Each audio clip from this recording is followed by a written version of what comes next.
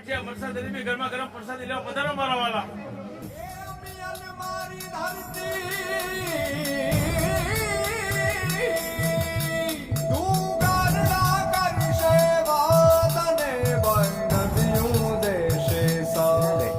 એટલે સંતો, મહંતો અને ધર્મની ભૂમિ. અહીં અનેક સંતો પણ થઈ ગયા અને ભગવાન ખુદ પર આ ભૂમિ ઉપર વાસ કરી ગયા છે. આજે પણ ગિરનાર પર્વત પર ભગવાનનો વાસ થાય છે. તે જૂનાગઢ ગરવા ગિરનારની અંદર યોજાતી પરિક્રમા એ સદીઓથી ચાલી આવતી આ પરિક્રમા એ રીતિ રિવાજ મુજબ ચાલી આવે છે, જે આજે પણ યોજાય છે. અને આ વખતે યોજાયેલી પરિક્રમાની અંદર લાખો ભાવિ ભક્તો પુણ્યનું ભાથું બાંધવા માટે આવી પહોંચ્યા હતા. ત્યારે આવો જોઈએ ગિરનાર પરિક્રમાને લઈને અમારો વિશેષ સંપૂર્ણ પરિક્રમા અહેવાલ. જૂનાગઢ ગરવા ગિરનારની ગોદની અંદર આધ્યાત્મિક અને પ્રાકૃતિક ઉર્જાના કેન્દ્ર એવા ગિરનારની લીલી પરિક્રમાનું ખૂબ જ આધ્યાત્મિક મહત્વ રહેલું છે. કારતક માસમાં દેવ ઉઠી 11થી પરિક્રમાની શરૂઆત થઈ જતી હોય છે અને પૂનમ સુધી આ પરિક્રમા ચાલતી હોય છે. ગરવા ગિરનારની પાવનકારી લીલી પરિક્રમાનું આગવું ધાર્મિક મહત્વ રહેલું છે.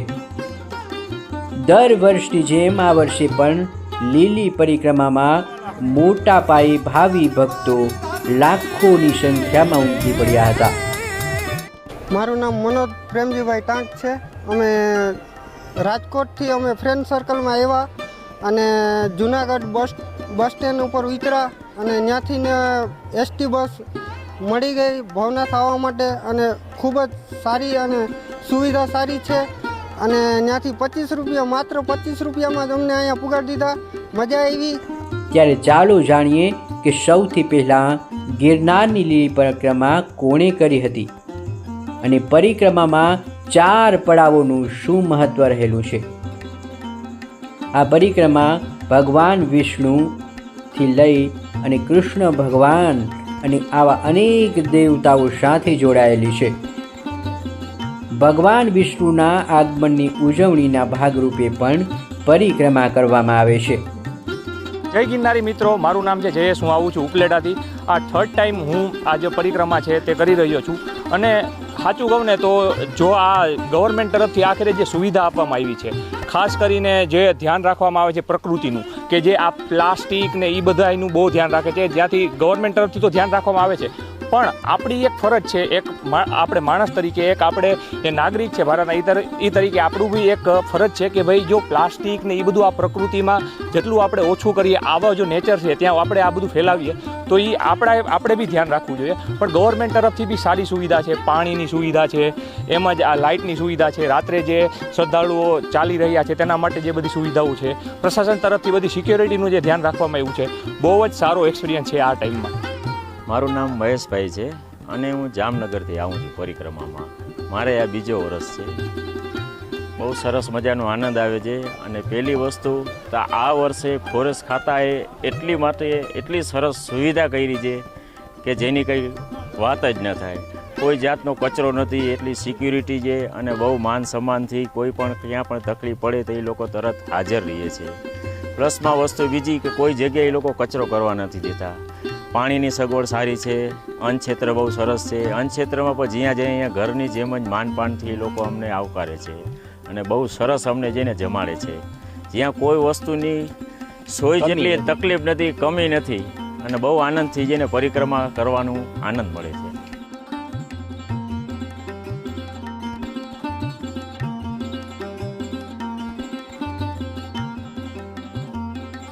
હિન્દુઓના કારતક સુદ 11ની ઉજવણી એટલે દેવ ઉઠી એકાદશી તરીકે મનાવવામાં આવે છે. પુરાણો કહે છે કે આજના પાવનકારી દિવસે ભગવાન વિષ્ણુ પાતાળ લોક છોડી અને પૃથ્વીલોક પધારે છે અને તેમના આગમનને વધારવા માટે દેવ દિવાળીનો તહેવારની અંદર આ પરિક્રમા છે તે કરવામાં આવતી હોય છે. સૌથી પહેલાં આ દેવતાએ પરિક્રમા કરી હતી જે દેવતાની વાત કરીએ તો ગિરનારની લીલી પરિક્રમા ગિરનારની પરિક્રમામાં યુગો યુગોથી ચાલતી આવી હોવાની માન્યતા મનાય છે. સનાતન ધર્મની આ પરંપરા અન્ય કોઈએ નહીં પરંતુ શ્રી વિષ્ણુ જ અવતાર એવા ભગવાન શ્રી કૃષ્ણએ શરૂ કરી હતી. એવું કહેવામાં આવે છે કે શ્રી કૃષ્ણે તેમના અષ્ટ સખાઓ સાથે મળી અને ગિરનારની પરિક્રમા કરી હતી, જેમાં પાંડવો પણ સામેલ હતા. પરિક્રમાનો ત્રીજો પડાવ છે બોરદેવી, જ્યાં બોરડીના વૃક્ષ નીચે આવેલું માતાજીનો મંદિર પાસે શ્રી કૃષ્ણે તેના બહેન સુભદ્રા અને અર્જુનના લગ્ન કરાવ્યા હતા. ત્યારથી ગિરનારની લીલી પરિક્રમાની શરૂઆત થઈ હોવાનું કહેવામાં આવે છે.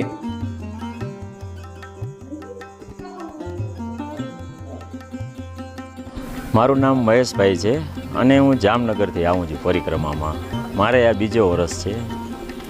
બહુ સરસ મજાનો આનંદ આવે છે. અને પહેલી વસ્તુ તો આ વર્ષે ફોરેસ્ટ ખાતાએ એટલી સરસ સુવિધા કરી છે કે જેની કંઈ વાત જ ન થાય.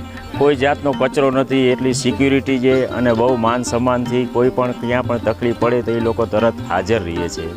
પ્લસમાં વસ્તુ બીજી કે કોઈ જગ્યાએ એ લોકો કચરો કરવા નથી દેતા. પાણીની સગવડ સારી છે. અન્નક્ષેત્ર બહુ સરસ છે. અન્નક્ષેત્રમાં પણ જ્યાં જાય અહીંયા ઘરની જેમ જ માનપાનથી એ લોકો અમને આવકારે છે અને બહુ સરસ અમને જઈને જમાડે છે. જ્યાં કોઈ વસ્તુની સોય જેટલી તકલીફ નથી, કમી નથી અને બહુ આનંદથી જઈને પરિક્રમા કરવાનું આનંદ મળે છે.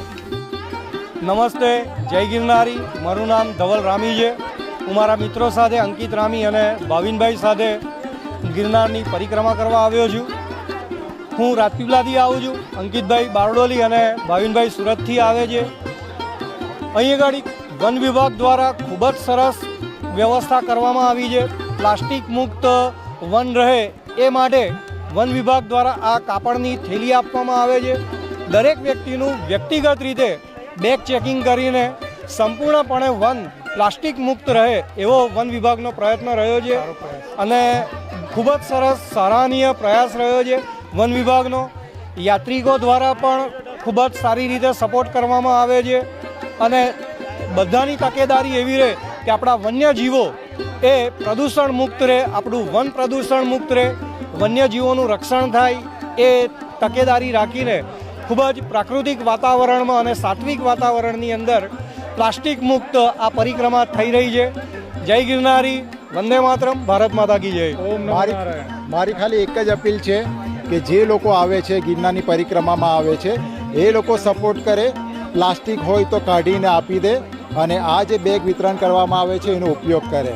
તો પ્રજાજનને પણ બસ એ જ અમારી વિનંતી અને સહકાર આપવો કે જેથી આપણું આ જે વન છે એ વનની રીતે રહે, વનના પ્રાણીઓ એમાં સારી રીતના રહી શકે. જય ગિરનારી.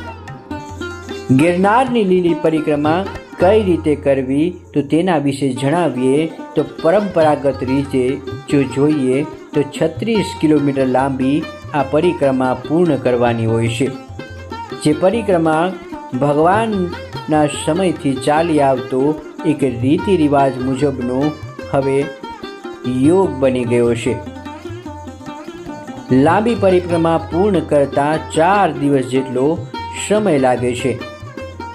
ભક્તજનો એકાદશીની મધ્યરાત્રિથી ભવનાથથી રૂપાયતનથી આ પરિક્રમાની શરૂઆત કરતા હોય છે અને નિશ્ચિત સ્થળ સુધી જઈ ત્યાં રાત્રિ રોકાણ કરી બીજા દિવસે વહેલી સવારે આગામી પડાવ તરફ જવા પદયાત્રા કરી પરિક્રમા કરતા હોય છે. નિશ્ચિત સ્થળે પડાવ કરી અને રાત્રિ રોકાણ કરે છે. રાત્રિ રોકાણ કરી અને ત્યાંની કુદરતી સાથે તાદમ્ય સાધી પરિક્રમા કરવામાં આવે છે. તો જ સાચા અર્થમાં ગિરનારની પરિક્રમા કરી કહેવાય. તમે ગમે એટલા તંદુરસ્ત અને તરવૈયા હો તોય તમારે પરિક્રમા ઉતારે પૂરી કરી દેવી નહીં. જંગલમાં પ્રકૃતિના સાનિધ્યમાં રહી આધ્યાત્મિક એક્ય સાધવાના હેતુસર જ આ પરિક્રમા થવી જોઈએ. પણ આધુનિક જમાના પરંપરા પાછલે પાયે ધકેલાઈ ગઈ હોય એવું લાગી રહ્યું છે. ગિરનારની લીલી પરિક્રમા કરવા આ વર્ષે પણ લાખોની સંખ્યામાં ભાવિ ભક્તો ઉમટી પડ્યા હતા. જય ગિરનારીના નાદ સાથે ભાવિ ભક્તોએ ગિરનારની લીલી પરિક્રમા પૂર્ણ કરી હતી.